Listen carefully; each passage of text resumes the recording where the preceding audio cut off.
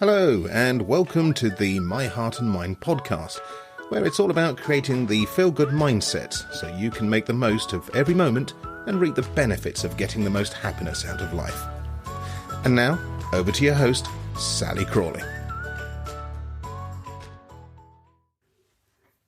Welcome to episode 18 of the My Heart and Mind podcast. Today's episode, I'm interviewing Tony Richens Smith. In January 2020, Tony decided to change his career and pursue his passion working as a dog behaviourist. It was probably not the best time to become self-employed, but he made the best of things and got on with life. Little did he know that in February 2021, his health and life were again to be turned upside down. Tony tells us about the day when his heart attack started and how he thought he had COVID, so he went home and took himself off to bed. Later, after a call to 111, the ambulance was called and Tony was taken to hospital having a major heart attack. This was particularly hard on all the family. Not only was Tony seriously unwell, but his wife and family weren't able to be with him while he was hospitalised. It was over 4 hours before he could get word out that he was okay. And again, more difficulties after discharge as there was no cardiac rehabilitation and very little contact with his doctor. Tony explains how he felt and still feels as this interview was only 4 months after his heart attack. He shares with us what he learnt from the experience, how he has remained positive and his tips that have helped him through his recovery. So with no further ado, here's Tony. I'd like to welcome Tony Richens Smith to the show today. So hi Tony, I'm so glad you can be here. I understand that you had a heart attack during COVID and it has made an impact on your life. So what I would like you to do is, could you start off by telling me just a little bit about your life before your heart attack? Yeah, hi Sally. Thanks for inviting me on. First of all, this is great. So I'm Tony. I'm 52 years old. I live in Lancashire in the northwest of England, and I have a family. I have 2 kids who are still at home, and I have 2 dogs as well. And in January 2020, I made the big decision to leave my IT job of 34 years, which was very, very stressful, to concentrate on doing dog behaviour full time. And then about 3 weeks after that, COVID hit, which is not exactly the best time to try and do your own business when you're going into people's homes and you're suddenly told you're not allowed to go into people's homes. So I started working at a local supermarket on the checkout and filling shelves and doing deliveries, completely different to what I'd ever done before, as part-time to try and get some work, get some money in, and absolutely loved it. So I've kind of been, before the heart attack, I've been doing 3 days at the supermarket, and then the rest of the time I've fit the dog business around that. Okay. And that's pretty much where we were up to February. Yeah. So it was February that you had your heart attack. So do you want to tell us what happened? Yeah. You get those days where you just probably never forget them. You'll always remember what you were doing at the time, where you were and stuff. I think that's one of those days. I mean, I'm nearly 4 months out now, so it's still relatively recent anyway. So I was at the supermarket doing my normal Friday shift, and that shift was 6 o'clock till 2 o'clock in the afternoon. And at about 9:20, I just finished doing the fruit and veg delivery. And I went into the staff room to have my break, sat down. And generally, I sweat quite a bit when I'm doing the deliveries because it's a very physical job. But then I wasn't stopping sweating. I was still sweating, and I started to sweat more. So I had some cold water, and it didn't go away. It didn't change. Nothing happened. And then I felt a bit sick, but I kind of think that might have been the amount of cold water that I was drinking. But I was just sweating like mad. It was horrendous. So after about 5 minutes, I did that thing that they always said that you probably shouldn't do. I decided to go and sit on the toilet for a bit. I thought that was probably a good thing to do, just to get out of the situation where there was other people, be on my own for a bit. Anyway, then I did a bit of dry retching over the toilet, but was still sweating like mad. So I thought, this is not good. I'm going to have to go and stand outside for a bit. Now, bearing in mind that it was still early in the day, it was, about 25 to 10 by this point. I should have been back on my shift by this point. So I just said to one of my colleagues, look, I'm just going to be outside for a bit because I don't feel very well. There was still frost on the ground outside, so it was really cold outside. And the sweat is literally pouring off me by this point. And I, to this day, I still thought I had COVID.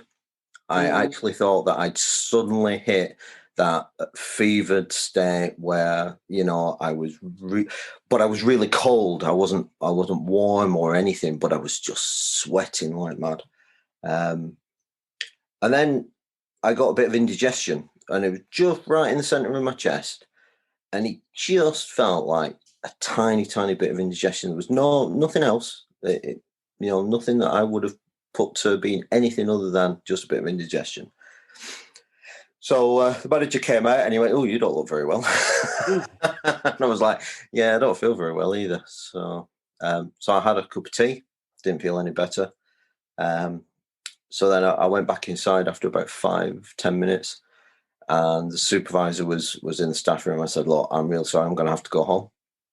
I just don't really feel at all well." And she went, "Yeah, you look very, very grey. How are you getting home?"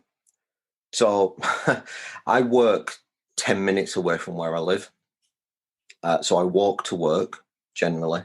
And I went, I'm going to ring my wife, I think, because she's at home. My supervisor said, "Yeah, it's a good idea. But whatever you do, don't try and walk home because you really don't look well." And, it was up a hill and everything. So I went, no, you're all right. I won't. Thinking to myself all the time, yeah, I'll probably just walk home if she doesn't answer because that's what I do. I've never really been ill as such.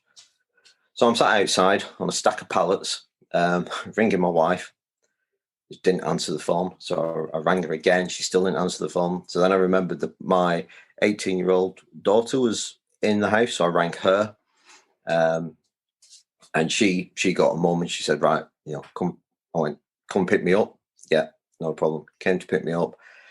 By the time she picked me up, I was just feeling really, really ill. But it was just the sweating. I was really cold. I was shivering. So I got home, and by this point, my right wrist started to ache. So not my left. None of the things that you expect. None of the signs that you would expect. And I just said to her, "I'm going to bed. I feel terrible. I'm going to bed. I think I might have COVID. I'm better out of the way." So I went to bed. I laid in bed for a bit. About 15 minutes later, wife came in. She said, "How are you feeling?" I went, "I'm still really, really cold. I'm still sweating. The pain in my wrist is now the whole of the lower half of my right arm up to my elbow." But it wasn't like a sharp pain or anything, which was just why it was really, really bizarre. It was just like an ache that just was getting worse. So she went, "Right, I'm going to ring 111. So I went, "Right, okay, yeah, whatever." So she rang 111 and she started telling them how I felt, what was going on. And as soon as she said, "He's sweating like mad, very cold and clammy," lady on the other side of the line said, "I think you better ring for an ambulance. He might be having a heart attack." Now, my wife's an ex-nurse, so she's not, she's not, she knows, she knows medical stuff. And she went, "Really? No, can't believe that. It's not his left arm, it's his right arm and he's okay. He's chatting away, but he just feels really bad." Okay, right. Well, yeah, we're going to send an ambulance. So, right, ambulance came out, paramedics came out, wired me up, gave me an ECG. And I'll never forget, because I'm sat up in bed by this point. I'm still cold, but I'm chatting away to them. And they went, "Can confirm, Mr. Richens Smith, you are actually having a heart attack." And I was like, okay, this is not what I was expecting. I saw my wife's face. I've got a 11-year-old son who's on the autistic spectrum as well. He was sat at the end of the bed. He's going, "But my dad can't be having a heart attack because he doesn't smoke. He's pretty healthy, blah, blah, blah." And I saw my wife's face and I was like, okay, this is now real, And it was just, it was just bizarre. The whole situation was bizarre.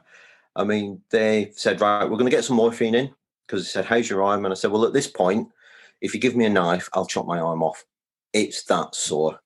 But again, it was an ache. It wasn't. Worst case was, I would say that it was like a burning sensation, but it wasn't a sharp pain or anything. It was really annoying. And I just couldn't sort of put my arm in any sort of position that eased it.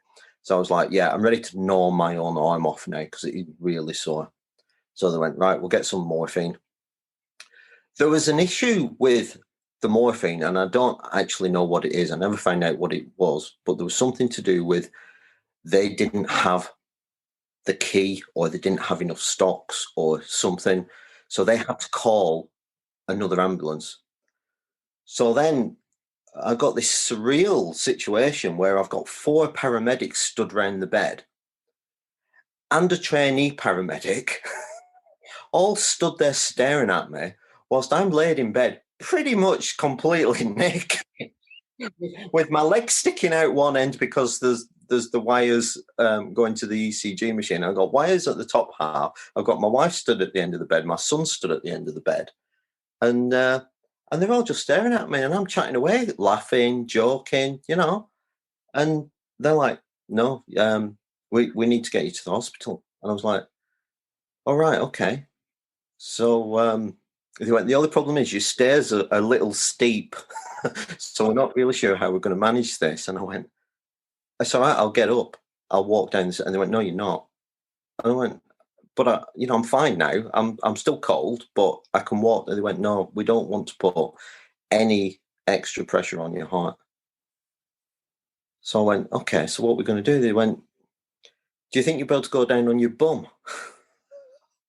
Well, that was it, really. I was just like, yeah, why not? It can't get any worse. So I had my dressing gown thrown at me, and I'm covering myself up best I can. Gets out of bed, walks really slowly to the top of the stairs, and I'm down the stairs on my backside. Everything flying everywhere. It was crazy. And then they put me in a wheelchair and wheeled me into the back of the ambulance. And it was that point that everything really changed, because my wife couldn't come with me. Because of COVID, like, you can come behind us. And she went, "Well, I can't because I've got, our son." So they said, "Well, do you want to come in the ambulance and say goodbye to your husband?" Like, and she went, "Oh, do I have to?" Like, because we joke all the time, it's like, "Oh God, do I have to go in and say bye?" And that was it. I was filling up by this point, because it was like, this is really serious now, more serious than I thought. So, so she came in and said to you, "And what's going to happen?" And they said, "Right, well, it's all organised, because unbeknownst to me, whilst I was coming down the stairs, the other ambulance crew had rung Blackpool Victoria, which is like a really good cardiac specialist hospital in our area, and they arranged everything. So I got told, "Right, you're going to Blackpool now. You'll be in Blackpool in 30 minutes. Now, it normally takes about 45 minutes. So, blue lights. Mm. You were going to blue light you to Blackpool. You'll be there in 30 minutes. You're going straight on the table." And I went, "What now?" And they went, "You're going straight on the table, and they're gonna do an angiogram. They're gonna have a look inside and see what needs to be done." And I was like, "Okay, fine." So I was desperately trying not to crack up by this point. Unfortunately, the lady paramedic who was sat in the back with me, she was brilliant, absolutely great. She kept me talking all the way, which, as you can probably guess, isn't really that difficult for me, because once I start talking, I do tend to talk a lot.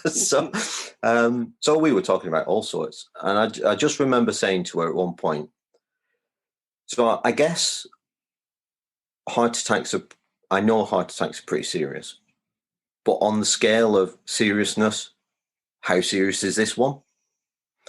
And she said, "Well, yeah, you're right. All heart attacks are serious." And she said, and sorry, because I feel like I'm just about to start cracking up again here. So that's okay. If I start, then apologies. She said, "This is as serious as it gets." She said, "If we're right, it's the left-hand side of your heart. Mm-hmm. And that is really, really serious." So I was like, okay. So the next thing I knew, I'm being wheeled down the corridor at Blackpool. And it's funny the things you remember, because the male paramedic driver, was guy who took me in, said, "You're all right, you're going in the shed." And I was like, "You are?" He went, "Yeah, you're going in the shed, because all the labs are full. So they've got this, like," and it wasn't a shed. Well, it was the best decked out shed I've ever seen, if it was a shed, but it was like a cath lab in a shed. And they went, "Yeah, the shed's ready for you. You're going in the shed." So I was like, right, okay. So I'm being swabbed for COVID, and I'm being told, "You've got to do this consent form for us. And these are the dangers, and it might end in sudden death and all this lot.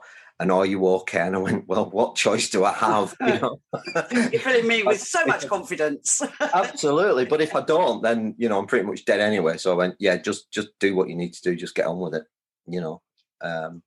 So they did. And, an hour and a half later, I was in recovery. And it was just weird. I'd had an angiogram, and they'd placed one stent in my left anterior descending artery, which is the main one that feeds the left-hand side of the heart. Mm-hmm. Obviously, the left-hand side of the heart is the one that pumps oxygen all the way around the body. And they said, "Yeah, it's 100% blocked. And if we hadn't done this, you'd have been dead." And that was that, And I was like, right, okay. By which point, the morphine and everything had kicked in really well, and I was just, yeah, whatever. Mm. But then I was in hospital for 3 days, and I couldn't see anybody. So that must have been really difficult for you, because COVID, the way they were treating you in the hospital, and the fact that you had no contact with your family and your wife. How was that? It was. I don't do hospitals anyway, which doesn't help. I can't remember the last time I went into hospital as a patient. I think I must have been a kid. So it was a new experience for me anyway. I didn't have my family around me. My family couldn't come and see me because of COVID.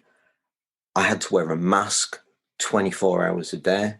Mm. I had to sleep in the mask. I could only take the mask off when I was actually eating. I went into CCU, which is like the high dependency unit for cardiac stuff. And there were people coming in, and then they were going out, and the door was being shut, and I was so on my own. And must have been really scary, because at that point, we didn't know what COVID, the impact and everything, and having a major heart attack and then being on your own. Yeah, no, absolutely. I mean, working at the supermarket, and now I've worked there for just over 12 months. I started in roughly January 2020, and, obviously February 2021. So I knew about COVID, and I knew about the dangers, but I'd never needed to have a test. In the whole of that time, I never had that test. I had 3 whilst I was in hospital with my heart attack. So that was scary as well. And to begin with, my phone was in my overnight bag, so I couldn't even get to my phone to text my wife to say that everything was okay. They had no idea what was going on for a good 4 or 5 hours.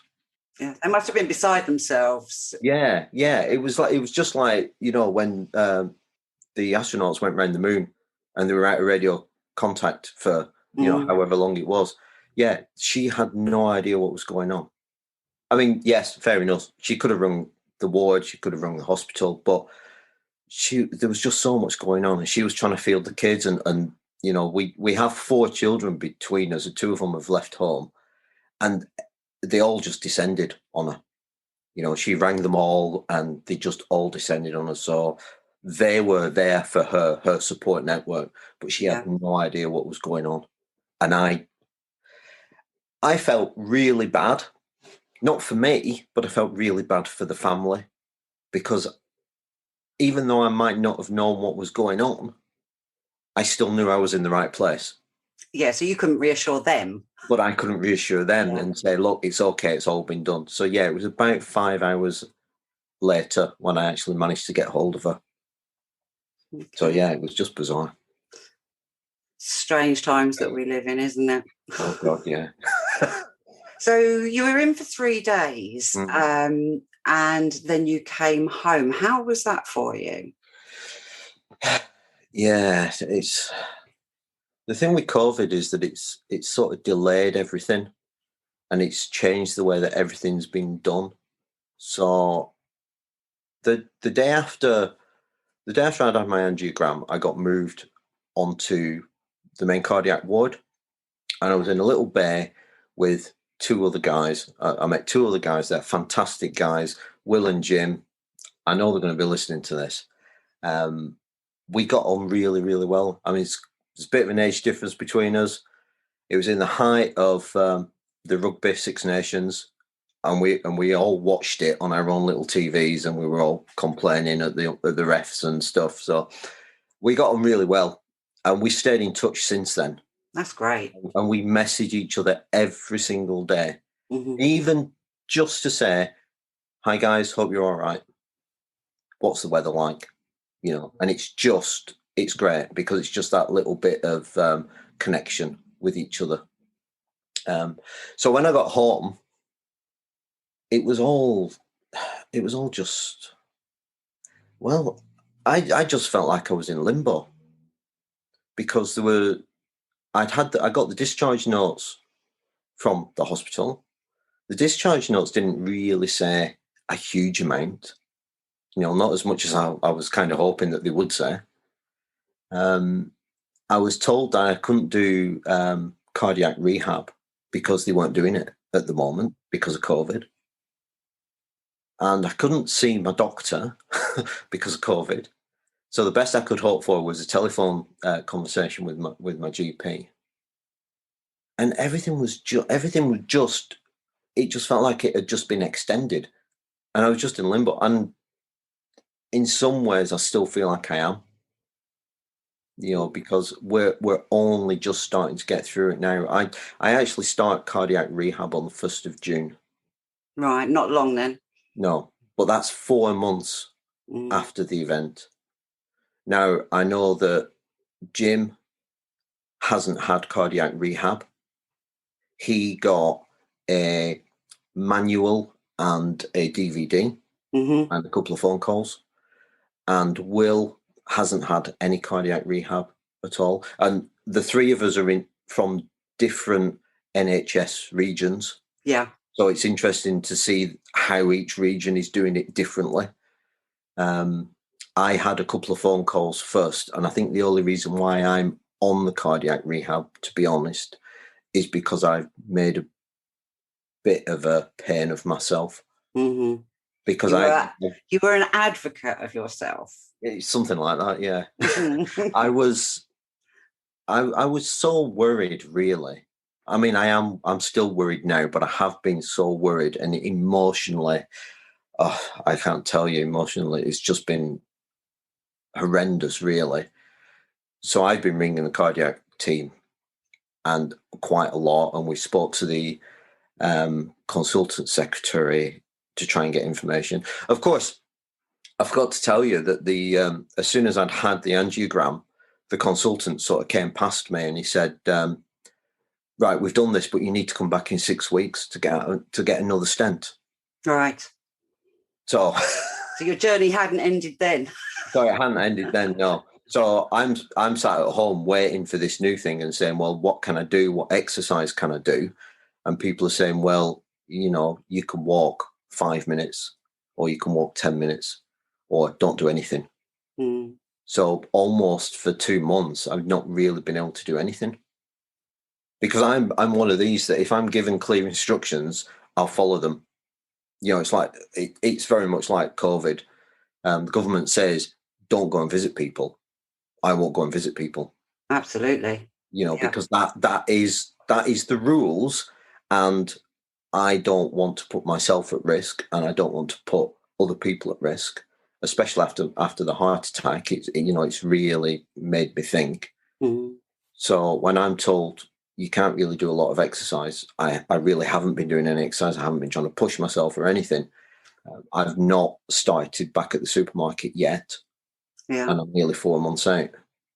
But the 4 months have been very, very different. I remember when I had my heart attack, I was isolated because I had my leg in a plaster cast.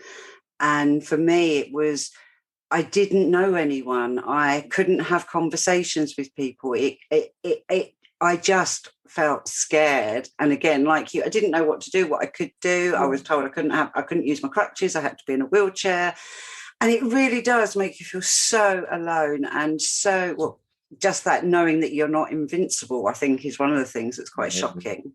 So, yeah, I mean, and then you had the COVID on top, or not you having COVID, but, what was going on in the world. Yeah. So you mentioned your emotions. How have you been feeling, and have you had any support from anybody? It's been... I know this is a really overused term, but it has been an absolute roller coaster. Mm. It's some days, the week after my heart attack, I felt great. Physically, I felt great. Mm-hmm. Hardly any side effects from all the tablets that I'm on, apart from being absolutely icy cold every day. But other than that, I felt great. I felt like I could do anything. And then I'd go and walk 5 minutes with the dogs and I'd be absolutely shattered. And I think that's it. Maybe I can't do everything. But I'm very, very positive. I've always tried to stay positive. I do truly, truly believe that I am so lucky with all this. I have been so lucky. Everything just kind of fell into place at the right time, because there'd never been any symptoms or any signs or anything beforehand. It was totally out of the blue, but we managed to get there quick. We managed to get everything sorted out. And I'm so lucky that I've actually managed to come home to see my family. Yeah. The NHS are amazing, aren't they? Oh, in a crisis, you cannot beat the NHS. Absolutely. After crisis has gone, yeah, not so good. I figure that you had some issues when you went back in for the extra stent. So tell us about that. How did that go? Yeah, I'm certainly not an NHS basher. I think the NHS is fantastic. But yeah, so I was told that my circumflex artery was also blocked and it would need stenting. And that was the reason why I was going back in 6 weeks. So that was take us to about 16th of April, I think it was. So the week before, I went in for my pre-admission assessment, mm-hmm. and I saw the consultant's notes there on the desk. So I asked the sister if I could go through them with her. And she's like, yeah, okay, yeah, not a problem. Because by this point, I'm thinking, I've done loads of research myself. I've been on the British Heart Foundation and been on Facebook groups and stuff. So I know quite a lot, but I still didn't actually know how it was going to go for me. Yeah. So I went through and I saw this little diagram that the consultant had very nicely drawn. And she said, yeah. She said, so this is your left anterior descending. This was totally blocked. I've since found out that, especially in America, because of the positioning of it, they call it the Widowmaker. Yes, It's I've like heard at the that. top of the LAD. So I would class myself as even more lucky for that. And she said, and this is circumflex, and this is like 80% blocked. I went, right, and that's what they're going to stent. And she said, yeah. And then she said, but they've also noticed that your left main artery is about 60% blocked. So they want to do a wire pressure test when you go in to see what the blood flow is like through there. So I was like, all right, okay, fair enough. So I came home to tell my wife and told work and everything that I might actually be having 2 stents, not just going in for one. I might actually end up with 2. So the day came, I went in, and they did the angiogram. They went through. They did the wire pressure test. It was about 45 minutes long. Everything was fine. They came out. Consultant walked past and said, right, yeah, you're all done. We've not put a stent in. I was like, okay. And why not? And they went, yeah, not needed. All right, that's fine. That's fine. But then she disappeared. And I went back to the recovery room, and I was sat there for about 4 hours, and nobody came to talk to me. They just came to check, the pressure band that you have around your wrist. Yeah. So they came to check that, and they just kept checking my blood pressure and kept telling me to drink more water, and your blood pressure's a bit low, drink more water. So I drank all this water by about 4 o'clock, and I'd been there since 8:30 in the morning. So by 4 o'clock, they said, right, you can go home. And I was, right, is nobody going to come and talk to me about, what happened and everything? And they went, no, yeah, you've had the wire pressure test. Everything looks fine. You can go home. All right. Okay. So by this point, I'm feeling a little sick as well. And we think that it was a reaction to, I think it was midazolam that I had, like a bit of a relaxant. And I think it was that made me feel a bit sick. But of course, by this point, I just wanted to go home. I'd been in there all day with lots of other people. And, to be fair, some of the people you wouldn't really spend a lot of time with if you had the choice. Because obviously no one was going to speak to me because they were just really busy, I thought, no, I just need to go home. So my wife came and picked me up, and I sat in the car, and as we'd got about 10 minutes down the road, and I threw up in the car. So, and then I threw up constantly for the next 8 hours, and I couldn't keep anything down. I couldn't drink water or anything. So it was that bad that by 11 o'clock, another ambulance, it was called, came to the house. Yeah. I can imagine you were worried out of your mind, and your wife must have just... Totally, really, really worried. My son's there going, oh, God, here we go again, and I'm like, no, it's not the same. And I just, in between bouts of being sick, I just said to her, look, I'm really glad that I didn't have the stents in the end, because I don't know what damage I might have done with all this retching that I was doing. Anyway, everything from that side of it was fine. It all settled down after a while, and I didn't have to go back to hospital, so that was good. But this was a Friday. This was a Friday again. It was another Friday, so I couldn't speak to anyone then until Monday, because everyone has finished for the weekend. So you're just in limbo. Yeah, I'm still in limbo. Yeah, so I'm trying to, because then my brain's starting to work, and I'm thinking. So I know they've said that my left main didn't need the stent. What about the circumflex? Nobody's mentioned this since. Is it 80% blocked? Is it not blocked? Did, for some amazing reason, they didn't notice the circumflex the second time they went in.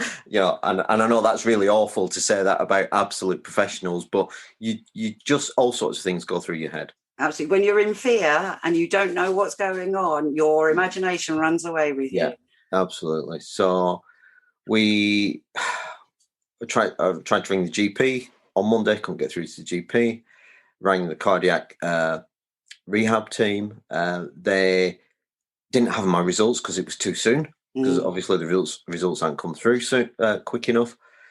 So we ended up speaking to the consultant secretary. She then had to find the notes because she didn't have them to hand. So she had to ring us back. And then she said, no, everything's fine. There was no intervention required at this time. So what does at this time mean? Exactly. Does this mean that it's still blocked? Does this mean that it's not blocked? Does this mean that I might have to go back for another one? Nobody's been able to answer that question for me because I haven't been able to speak to the consultant yet, because I haven't got my follow-up for maybe another 2 months. So I'm still in limbo. Yes. So would you say that not knowing is one of the most difficult things that you've had to deal with through this? Absolutely. Yeah, definitely. Yeah, and I know COVID has not helped the situation because everything, like I said earlier, has been delayed. But yes, not knowing it's been absolute. I was going to say it's been the killer, but that's probably not really appropriate. But it's humour. It's not been good at all, and it's been hard for my wife. It's been very hard for my wife because she's obviously been at home. She's had to self-isolate before I went in for the second angiogram, because we both had to self-isolate for 10 days before I went in. And every time I've had a bit of a twinge, or every time I've got breathless, or every time I've even looked a bit funny, she's gone, "Are you okay?" And you could tell that she's worried about it. Yeah. And I'm trying not to get cross, because I think I'm okay. I just need to be able to do. I just need to be able to get on and do. And my body's going, "No, you can't." Yeah. The mind is willing, but the body's just not quite ready yet. That's it. Yeah. And, Facebook it can be really good. And I'm on some pretty good groups. But it's also not great when you hear people say, and this is nothing against anybody else, because I know we're all different. But when you hear people saying, "Yeah, I had a heart attack on Friday, I was back at work on Monday," and people saying, "I've just had to get on with it, and I went back a week later and everything," and I'm sat there month after month, 4 months out now, going, "I'm still not back at work," and now I feel worse than I did after it happened, because mentally and emotionally, I'm kind of a wreck now. Now, with everything going on and not knowing now, there is the potential that I'm actually on the spectrum slightly as well, or a lot, depending on who you talk to. And so I got really upset about not being able to get any sort of information. So I managed to ring my doctor, and my GP is fantastic. She's really good. And she said, "Right, I totally understand everything you're saying. And what we tend to see is that the emotional impact of this sort of event happens about 3 months afterwards. So you might be perfectly fine before that, but round about 3 months, we start seeing it. You're right on that point." She's told me that she would prefer me to stay off work for 6 months. She says it can take up to a year for everything to heal properly. And bearing in mind that all I've had is a stent. But it's not just the stent, it's the whole emotional, mental and physical impact of an event like that. Yeah. And So as you say, it doesn't just affect us, it affects everybody that's living with us and around us. It's huge. Definitely. I would say that the emotional side of it is the biggest thing that's impacted us as a family. Mm-hmm. And I also think that it's the one thing that is sadly neglected with cardiac patient care. Mm-hmm. And that, I guess that's down to funding, I guess, because everyone's aware of it. Yeah. And I mean, we all speak, but it's a priorities thing. And your case is, and many others, is so different because it's amplified. You would have been around in cardiac rehab, which would have helped you because you'd have been with other people with similar experiences. You would have been supported by the nursing team and the exercise team. You'd have been able to voice how you were feeling, and that would help. But I, as you know, I agree. And I think not only do we need, I say our bodies need fixing, but it's dealing with it afterwards, because it is such a shock. Like I speak to so many people and it's like, what, me? Yeah. Especially when you don't smoke and you don't drink that much. And absolutely. Yeah. I mean, because that's it. I mean, they all kept saying to me, "Oh, how old are you? Do you smoke?" No, haven't smoked for over 30 years. And even then I wasn't a very good smoker in my 20s. I was pretty rubbish. Do you drink?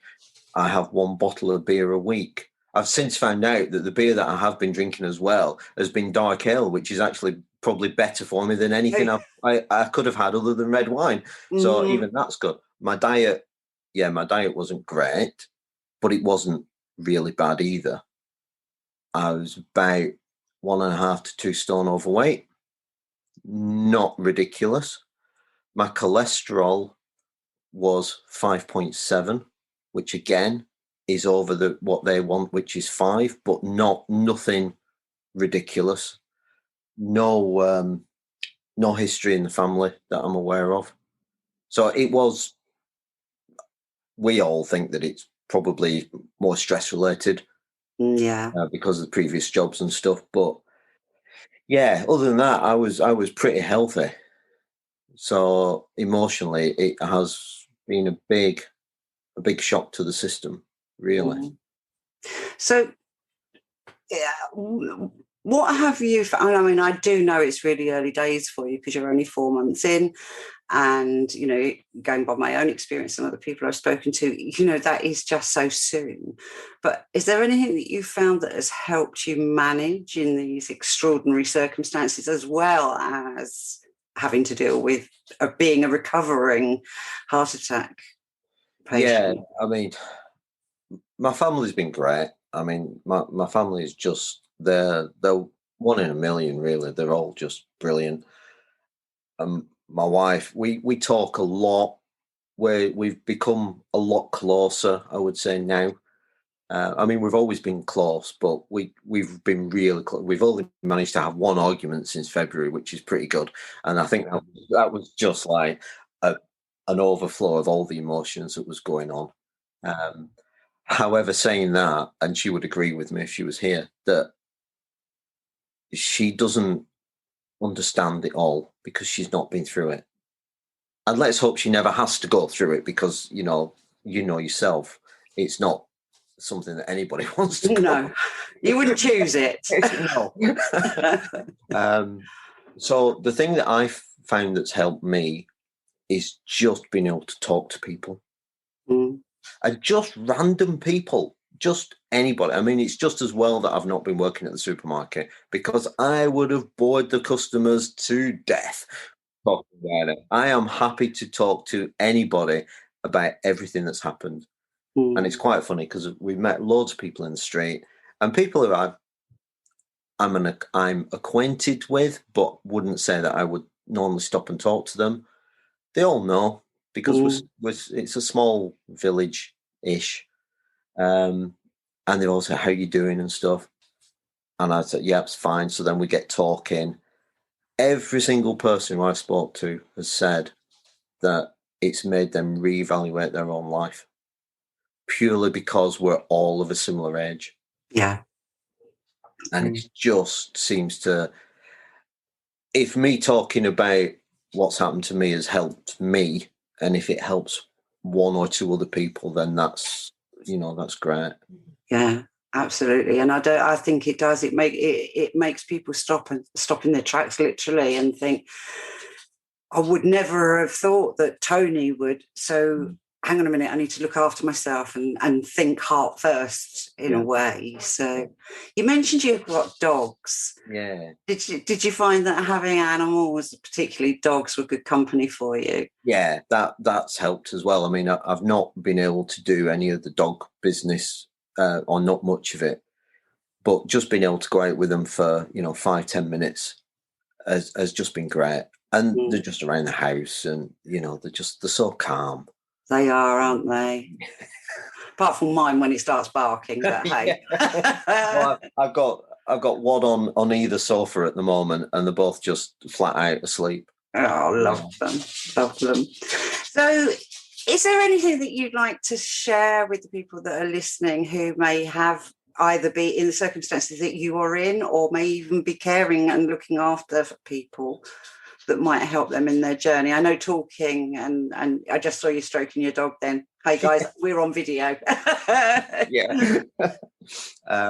Yeah, of course. I think the first thing is ask questions. Mm-hmm. It doesn't matter where you are at the time and who you're talking to, but if you've got a question that's bugging you, you need to ask it. So one of the things that I wish I'd have done was I wish I'd have asked more questions. Knowing what I know now and being in limbo for so long, I have so many questions that I really want to ask. But now I feel like I've kind of missed the opportunity in some ways. I don't think you have. Maybe that you're just settling because you haven't got it. But it's quite interesting when you were saying that you feel powerless and that you want the information, because having a heart attack, having a heart bypass operation, at that point you are completely out of control.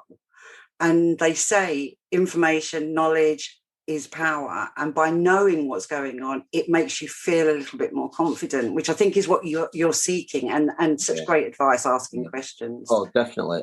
I mean, the other thing I was very, very fortunate to meet the two guys in hospital. They kept me sane. Mm-hmm. And the good thing is we all had the same event. So we all understand. We all know. I know that I can just pick up the phone and ring either one of them if I need to. They know they can pick the phone up and ring me if they need to. We can support each other. So even though we don't have like group therapy sessions or anything, we have that connection. Thank goodness. There are things like, the British Hearties Facebook group and stuff. Make connections. If you find somebody, even accidentally, because we kind of met accidentally, so even accidental meetings can be really, really beneficial. So yeah, make connections with people and don't be afraid to talk about your story. There's too much people not understanding. The symptoms of a heart attack are completely different to what you see on the TV. They're completely different to what you read on the internet. I've granted everybody has slightly different or totally different symptoms, but, it's not grab your chest, fall over, and that's it. And one of the biggest things that I found was that my work colleagues at the supermarket, they've been great. They've been absolutely fantastic. But there's very much a case of, so are you fixed now? Are you all sorted? When are you coming back to work? And that's not a bad thing. They're not being nasty about it or anything, or going, oh, you've been off too long, you should be back. They're genuinely concerned, but the information just isn't out there. Yeah, they don't understand how invasive it is. That's it. I went in one day to have a chat to them and I said, I said, "Oh, do you want to see my scar?" And they were like, "Oh yeah." And I was like, "Oh," I went to pull my top up, and then I pulled my sleeve, rolled my sleeve up, and showed this little tiny pinprick on my wrist. And they went, "Is that it?" Yeah. And they went, but they do miracles through that little hole. Yeah. So then they said, "So when you coming back?" And I'm like, "I don't know. I don't know." Yeah. So talk to people, reach out to people. And you don't know who else has had a heart attack, because it's one of those, or even a cardiac arrest, because it's invisible. Yeah. You know, nobody, we don't have a sign on our heads or anything like that. And people keep telling me I look great. They keep saying, "You look brilliant. You look really good. When are you going back to work?" And then you feel guilty and pressured, and that just adds to the anxiety and the stress and the definitely. Yeah. So what did you do while you've been recuperating and recovering? How have you filled your time? So I haven't really been able to do much dog work, and I certainly haven't been doing any supermarket work. But before my heart attack, I was writing a book about dog behaviour. And one of the things that I was really cross with when I was in hospital was that I thought, I'm not going to finish this book, because I had about 4 chapters left to write before the heart attack. And I thought, how the hell am I going to finish this book if I die? My mentality, this. Yeah. So I finished my book, was one of the things that I did. And that's now published on Amazon. And it's great, because if it helps one person, then it's been worth it. I'm not doing it to be a bestseller. I'm not doing it to make a fortune. I'm just doing it to help people. So I've done that. I've also become a bit of a, and I don't know if I'm pronouncing this correctly, a bit of a kefir addict, a bit of a water kefir addict. So you know the yogurt drink that's full of probiotics and stuff that you can get? Yes, it's fermented, isn't it? Yes, fermented drink. It's like fermented yogurt. Well, when I thought I had to get my cholesterol down, we tried some of this, and I thought, this actually tastes pretty good. So then I did some research, and I thought, I can't really keep drinking full fat yogurt every day, because that's not going to help anyway. So then I found out that there's a water version. All right, I didn't know that. It's a different type of grain. Apparently it comes from a Mexican cactus. There you go. Bit of information for you. And it is just fermented sugar water. And the idea is that the yeast and the bacteria collection, whatever they are, cluster, they eat the sugar, and then they produce all the probiotic culture and lactic acid and whatever else is in there. And then you ferment it a second time, and it becomes sparkly. And I thought, I'm going to try that. So they're like my babies now. I'm every 2 days I'm there. It's like a new hobby now. I create this water drink, and both me and my wife drink it. We love it.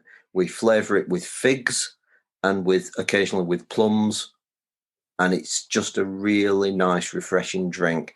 That's awesome. And I tell you what, I don't know if it's helped, but I had my 6-week blood test done. Yeah. My cholesterol was 3.03. Whoa, that's brilliant. 5.7. Yeah. So I'm not claiming that the kefir has done that. No. However, you're going to take that one. I'm taking that one, and I'm still making it, because that is like a hobby now. My wife is. I'm eating so many vegetables and fruit now. It's just unbelievable. That's fabulous. My lifestyle's completely changed, but it is very much we are in this together. Yes. So we're sort of working together, and our whole life now is around just being together, really, and just doing what we want to do. So yeah, right. It sounds to me that there are a couple of positive, or 3 positives that I've just heard that have come out of that. One is your communication and the closeness with your friends and your family, and in particular your wife. I found that I no longer, well, it's not quite true no longer, but I didn't value things so much. It was more about people and experiences. And then it motivated you to finish your book, which is fantastic. Brilliant. More purpose in life. And then this Kafir thing. And I'm going to have to ask you to give me some links that I can put in the show notes for people that may want to find your book, and also about the Kafir, because I definitely am interested in Yeah, I will, definitely. Yeah. I mean, it's funny, actually, talking about the communication, just very quickly, is that I have lost friends as well. Mm-hmm. You know, it's not been all plain sailing. I don't see myself as a victim at all. I see myself as very, very, very fortunate to be in the position that I'm in, and that I didn't have to go back to work straight away, you know, and that I did get to finish my book, and that I do get to spend more quality time with my family. I also know who my friends are now as well. And some friends who I thought were friends have sort of drifted off. Mm-hmm. And that's, you know what, that's okay. That's fine. And since then, I've managed to get back in touch with a really good friend of mine who I'd lost touch with for about 16 years, maybe. Moved out to New Zealand. I used to work with him.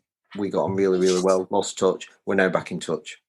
Oh, that's excellent. So, it really prioritizes your thoughts.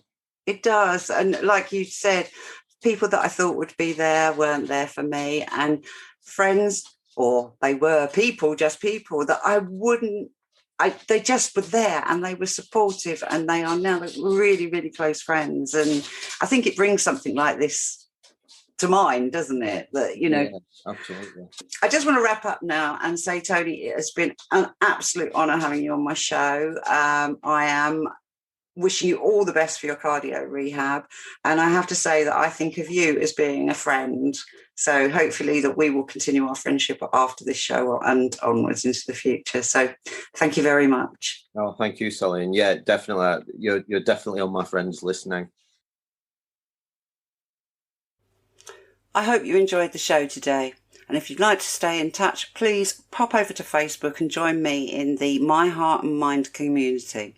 www.myheartandmind.co.uk/community. See you over there. You've been listening to Sally Crawley and the My Heart and Mind podcast, a show for you if you've had a heart attack, cardiac event, or other life-changing experience and want to feel good. It's all about mastering your feelings and emotions so you can feel great and live the life you love. To find out more, visit www.myheartandmind.co.uk and note that that's an AND and not the ampersand character. Go be magnificent.